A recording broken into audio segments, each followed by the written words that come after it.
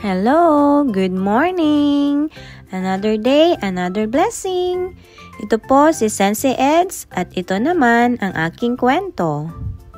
Gaya po ni Kuya Uno, isa din ako sa mga nangarap makipagsapalaran dito sa bansang Japan.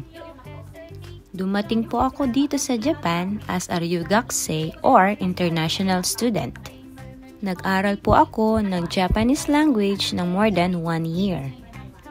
Isa po akong working student noon. School sa umaga, then sa hapon naman, part-time job.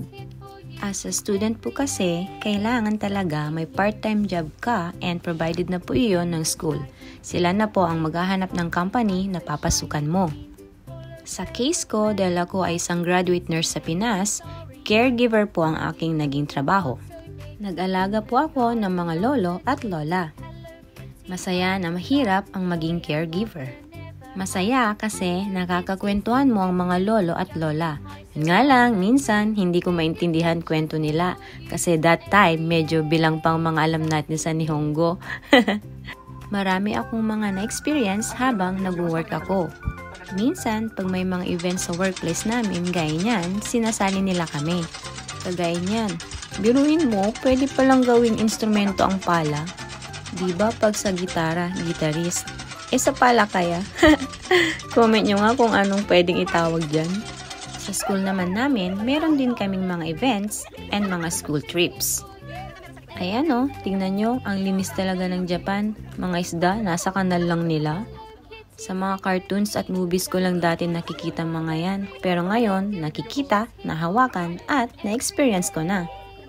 Pumupunta din kami sa mga matsuri or mga festival kasama ang mga sensei or teachers namin.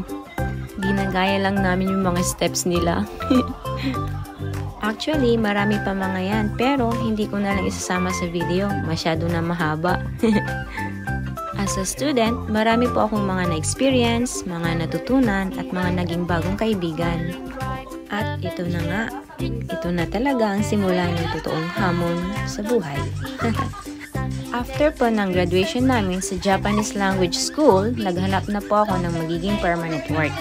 At doon na nga tayong naging teacher. Ipapakita ko po sa inyo sa mga next videos po kung ano ang mga ginagawa namin sa school. Kaya, kita-kita po tayo sa next video.